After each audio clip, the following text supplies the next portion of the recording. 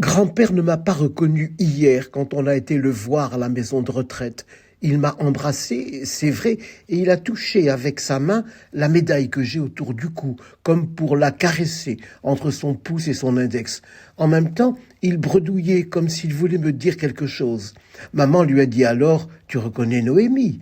Il a eu un vague sourire, mais il semblait quand même un peu perdu. C'est vrai que depuis qu'il est à la maison de retraite, depuis l'année dernière, nous ne nous sommes vus que 2 fois. Maman et papa s'en étaient bien aperçus qu'il ne pouvait plus rester seul chez lui.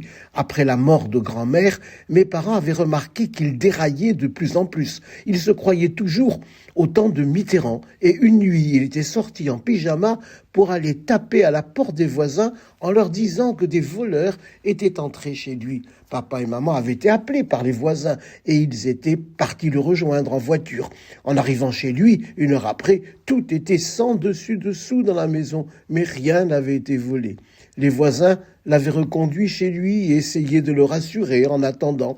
Puis mes parents l'ont ramené à la maison. Il a couché sur le canapé dans le salon et finalement il a bien dormi. Et le matin, papa l'avait conduit en voiture chez lui, puis les avait vite cherché une maison de retraite parce que c'était devenu trop dangereux pour lui de vivre seul. Avant de partir, il m'avait serré dans ses bras. Il avait dit mon prénom et je le sentais triste.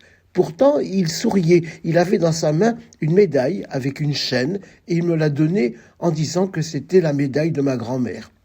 Je lui ai fait une bise et je sentais que j'avais un peu envie de pleurer. Et il était parti. Maman m'avait dit que je pouvais garder la chaîne autour de mon cou. Quand j'ai revu grand-père à la maison de retraite avec papa et maman qui avaient fait un gâteau pour son anniversaire, il ne parlait presque pas et ça faisait 2 mois qu'il était à la maison de retraite. Pourtant, la maison de retraite était plutôt belle et il y avait beaucoup d'autres personnes qui étaient avec lui.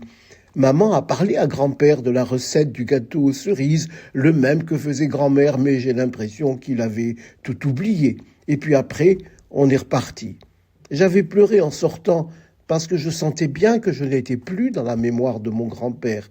Et c'est comme si j'étais perdu. J'ai même demandé à maman comment je pouvais faire pour me remettre dans la mémoire de mon grand-père. Mais elle m'a dit que ce n'était pas possible. Alors, je ne suis plus retourné. Maman disait qu'il ne fallait pas me traumatiser, ce qui veut dire qu'il ne fallait pas que j'aie de la peine, parce que la peine, ça rend triste. Mais hier, pour Noël, elle a accepté que je l'accompagne. Et j'ai bien vu que la fête de Noël était aussi partie de la mémoire de mon grand-père. Et au fond, c'est normal.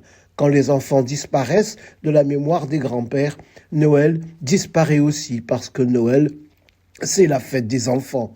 Ma grand-mère, elle, avait été très heureuse à son dernier Noël. C'est vrai que j'avais alors 6 ans, mais je me souviens qu'à la maison, papa, maman, grand-père et grand-mère étaient autour de moi quand je découvrais mes cadeaux.